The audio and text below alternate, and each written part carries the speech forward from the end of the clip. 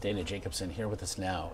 Dana, watching this piece, but really in the context of a world where we're now seeing SeaWorld come out and say, no more orcas in captivity for us. We watched our Deborah Pata with some repatriated lions back to Africa after circus abuses. I mean, this is really, it seems, the world in which we live now. Why did Ringling Brothers say they made this decision? They made this decision in part because there's a growing climate change. That's what they're saying. They're hearing from their fans. They also have protesters outside of shows, and they say they're in the entertainment business. They don't want those protesters.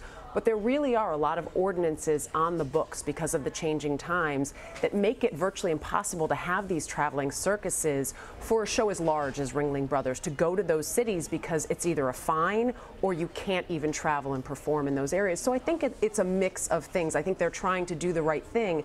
Who knows whether they would have done it or not without that kind of pressure. It does just seem arcane. So, again, in Deborah's piece, we see these lions returning to Africa, but obviously they can no longer hunt. They can't be wild animals. So what happens to these elephants? Yeah, and same for these elephants, born and bred in captivity. They're going to this conservation site that Feld Entertainment, which owns Ringling Brothers and Barnum Bailey Circus. They have a 200-acre conservation site in Florida. You heard there are already elephants there. They will go to join those. They're not going there just to have an extinct group. Basically, this is the Asian elephants are one of the two highest levels of extinct animals in the elephant community. They want to continue to breed there, and they're also going to be doing cancer research or continuing cancer research there.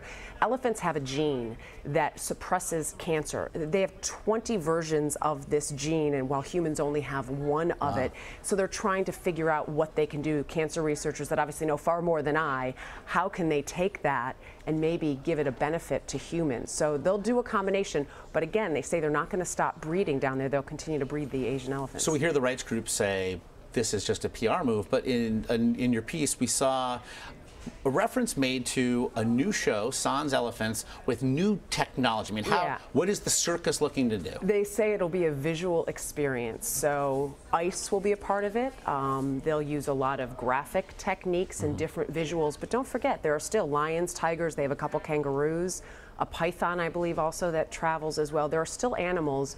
But it's changing. It's not the circus that maybe we saw as kids, but they really want it to be a sensory experience. Haven't seen it. It'll start in July, but they'll have to find out if that works. You know, they even have motorcycles there. The clowns are still there. There are other things that aren't animals, but that certainly is the first thing we all think of when we think of the circus. Yeah, and boy, as they go, perhaps we can find a way to get the animals back to some semblance of normalcy for themselves. A lot of people say they want to see them in more of that natural habitat and environment now. So maybe that's the difference here versus training them to do something that they wouldn't normally do. What an inspired idea that would be. Dana Jacobson, as always, we appreciate it.